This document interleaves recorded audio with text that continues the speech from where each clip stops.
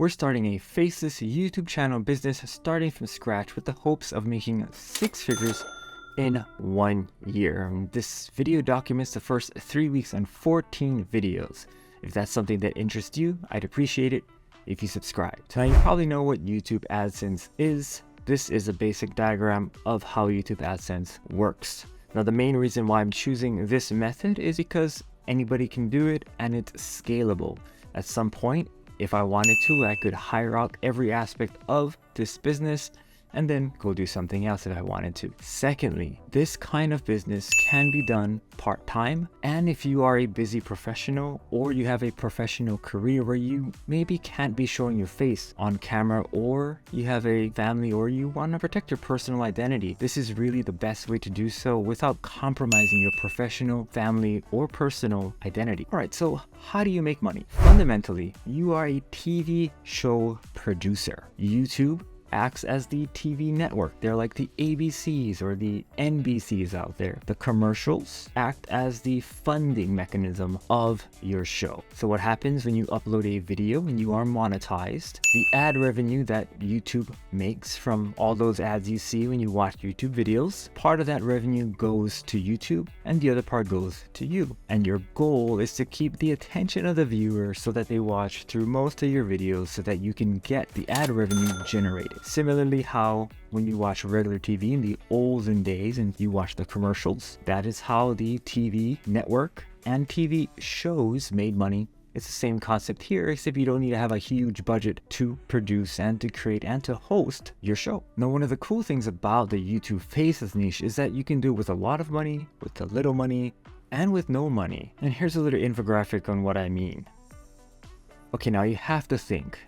There's a lot of money, you can just pump money in and more money comes out. But wait, these videos have to be watched by real living human beings, okay? And these courses are also sold by real living human beings. And if they know that they can produce videos that would, for whatever reason, somehow they can package this process and sell it to you for $5,000 and make 6 figures in 1 year, why would they sell it to you? Why don't they just, I don't know, take out a $5,000 loan and make $100,000 in a month or 2 months? So there has to be something about it that requires work.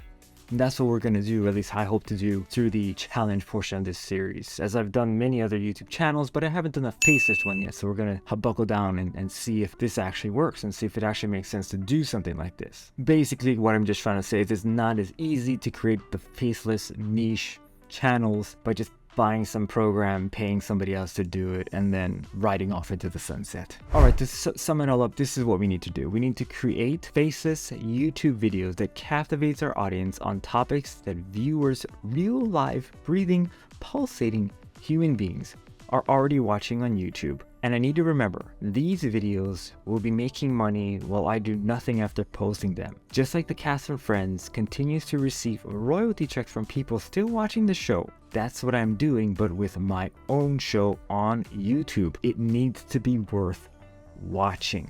Okay, so when you post these videos, don't just throw something up there. Make sure you're posting it with the intention, I guess is the best word, that these videos are meant to be watched and enjoyed. And for lack of a better term, they're meant to be entertaining or educating, or a mixture of both. So what's the most efficient way to do this? Next, we need to find the best type of YouTube videos that have the highest level of ad revenue. And here's a list of the highest ad payers or ad revenue payers on YouTube. Now this can change and it's not an exact science, but this is kind of the highest paid niches on YouTube currently. And just so you can blow your mind, here are some numbers from what some YouTube channels are estimated to make on their faceless niches. Blow your minds, right? Alright, so first I looked at all the niches and figured out which ones have, I guess, my interest. And then I need to figure out which of these niches have videos that I feel that I can make, that I feel that people would be entertained by the types of videos that I would make that are relatively easy for me to make in this niche, that are 10 minutes or more longer, because 10 minutes is kind of like this sweet spot for where videos make the most money on ad revenue. If you go longer, it's better, but typically 10 minutes is going to be your kind of, people will not click on 10-minute or longer video, just psychology. I also need to figure out which of channels have a chance, because I don't want to be the next Mr. Beast. That's relatively impossible. So I need to know that there is small fish in the sea that are still eating, right? I need to make sure that I'm not going to be in there and then just completely be unseen by everyone else. So there has to be small channels that are still able to grow, at least within the past few months, that are growing up at least from 10 to 100,000 subscribers, right? It can't be everyone in there is under 1,000 subscribers and they've been under 1,000 subscribers for years. Fortunately for me, I spent a lot of time doing research and I found a niche that I liked that had all those metrics that I talked about, and I found some video topics, and with vidIQ I found that there's a lot of search volume, a lot of videos, kind of hard to rank for, but I figured because I had a little bit of interest and a lot of subject matter knowledge on the topic, that I could make videos that were a little bit better than the competition, and in my view anyway, worth watching. Now for the next part of my exercise, what I did was I went ahead and I watched a lot of these videos out there just to see if I could really stack up, in this faceless niche, and see if there were any gaps, I guess you could say, in the type of content that was being watched and the type of content that I could create. And I thought there was, so I went ahead and said, hey, this is what I'm going to do. Hone down, and with TubeBuddy, vidIQ, Social Blade, I looked to see what channels were growing and which channels were getting more watch time to gauge really what was working right now. And then I used Google Trends to figure out, again, what people were searching for right now. And then I used vidIQ to find which keywords were worth ranking for, to figure out how to set up my channel so that I could get the best chance that YouTube would see me, and then put my videos in front of eager viewers. And then I did a YouTube search in incognito to see kind of what viewers would actually see if they searched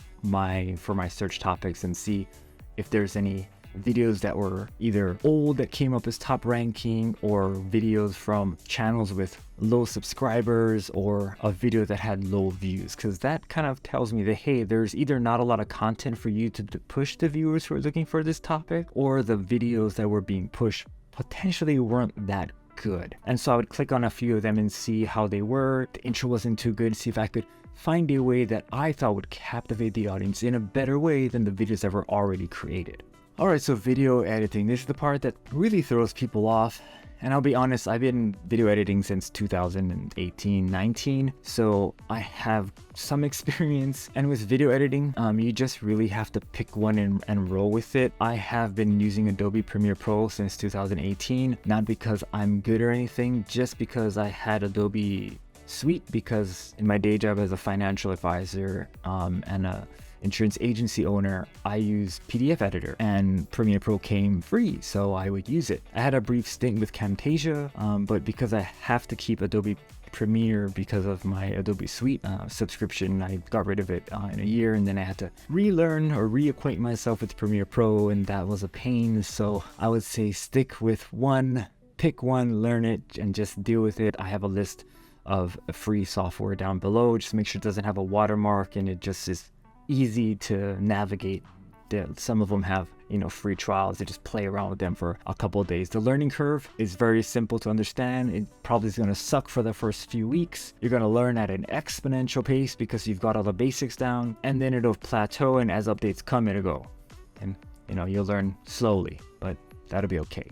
Sometimes the learning curve, the skills you learn will translate into new software, but as I learned from my Adobe and Camtasia experience, a lot of times it doesn't, and it's just a terrible, unfortunate waste of time, as it was for me. I also bought Canva Pro. I had the free version for 4 years and I saw everyone else's thumbnail and I was like, well, I need to up my game because my thumbnail needs to be very, very good because that's how people click nowadays. So I also got a thumbnail. I know it's not part of the video editing portion, but for thumbnails, I have Canva Pro. You don't need it. If you do get Adobe Premiere and you are good at Photoshop, Photoshop is probably a better place to edit thumbnails, but I'm not a video editor. I simply am a regular person. Now, what about all that stock footage and videos? Yes, you can get all those things for free as well, and everything else is pretty much amazingly available for free on YouTube. And the fair use law, you can actually use a lot of YouTube video clips and clips from movies in your videos as long as you follow what's called the fair use law. Now, I'm not a lawyer or anything like that, but a lot of videos on YouTube, you'll see they'll clip things, and from news, they'll clip things that are fair use. And if you use them in a transformative way, that's considered okay. Personally, I'm going to be using Storyblocks. I have Adobe Premiere Pro. I also have paid for the Storyblocks integration into Adobe Premiere Pro. I pay for efficiency. So with this, I can just go ahead and pull the paid subscription of Storyblocks right into Premiere Pro. I just type in what I want in the search bar and I just pull it right into my editing. I don't have to download it from Storyblocks to my computer, take it from the folder in Storyblocks, and then put it into Adobe Premiere Pro editor. I just all in one place. As you can tell, I pay for speed.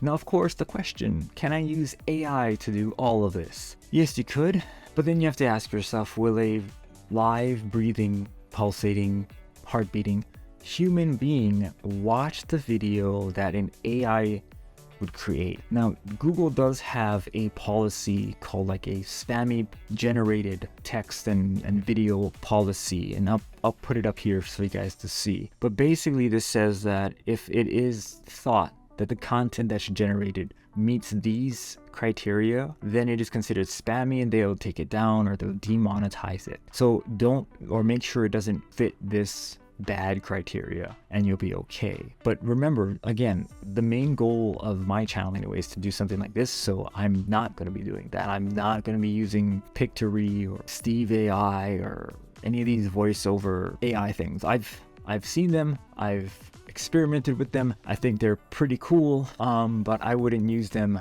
for making anything that I use. So yeah, AI, not happening. All right, now, so I'm not a market researcher, I'm not a TV producer, definitely not a script writer, and I'm not a storyteller, but that's okay. I'm gonna take this time to try and see if this is possible, because I really want to get out of the profession that I am in and see if this will work. It's really a time investment in myself, and plus really the only thing I spent money on is the Storyblocks subscription. I already have the Adobe and just some time. So what's the plan? All right, so my plan, step 1, decide on a niche based on a high CPM, topics that have a relatively high level of search volume and interest on YouTube. Topics I'm interested in, topics I have some level of knowledge. I don't have to be knowledgeable because I can always learn. Number 2, types of videos I'm doing are going to have to be doing well in the niche. They're like list videos, top 10 videos, story videos. I'm basically looking for formats of like top 10 facts. Then I need to watch these videos to see what's working on the larger channels, but also what's working on the smaller channel. I'm doing this by finding channels that have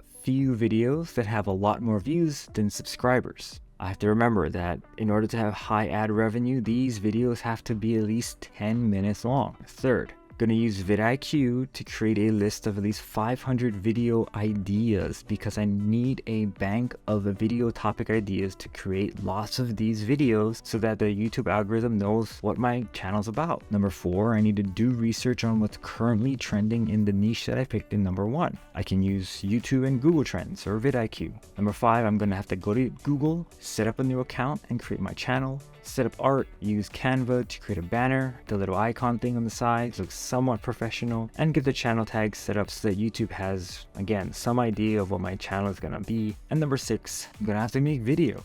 Alright, so how do I make faceless video? So currently what I do is I take steps 3 and 4 from the prior segment, and then I get an idea that I think will work. And I design a thumbnail, work a title, and then I start the topic. Now, because of the niche I'm in where the narrative can change in a week, I try to build a little bit of story that could last kind of a long time, and then I develop the topic based on what is trending, so that I can kind of ride the wave but also have a story that underneath it will last a little bit longer. But therefore I usually have to act quickly, and these videos from ideation to completion usually take about 2 days. So what I do is I pull from source material 3 to 4 articles. I have ChatGPT rewrite the articles for me in a educational and conversational manner. I then rewrite the rewritten portion while using the source material as a reference, in order to make sure that the source material is not in any way rewritten wrong, and also to rewrite the rewritten portion so that I can get a format for what's more entertaining, because I'm a boring person, and also so that I have a clear understanding of what's my words, what's the original article's words, and what's AI's words. And then I take it into a copyscape, which pretty much looks across the internet and makes sure that my finished article is not AI generated or can be caught as not plagiarism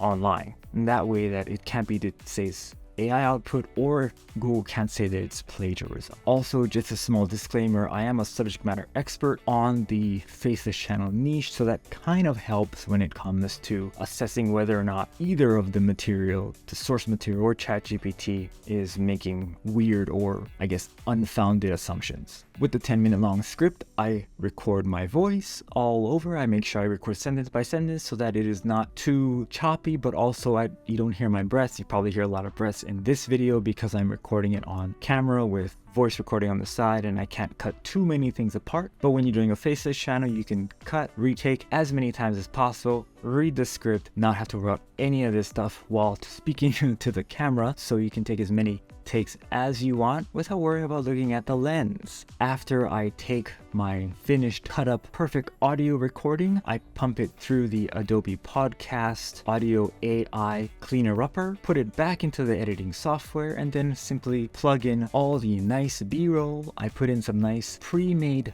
title text on each of the individual list items there, along with the title, and then I export it to a MP4, usually HD quality, and then pump it up onto YouTube. So how are the results? I'm sure you're all waiting. Alright, so fortunately I found some really good topics that all revolved around a sub niche within my niche, and that had a lot of search volume according to vidIQ, were trending in Google Trends, and when doing a YouTube search, seemed to have a lot of top ranking old videos, which means I might be able to sneak in newer videos if I could capitalize on the timing. I posted 3 videos in the first week and I got 417 views, 25.7 watch hours, and 8 subscribers. Really not bad considering. In week 2, I posted 5 videos.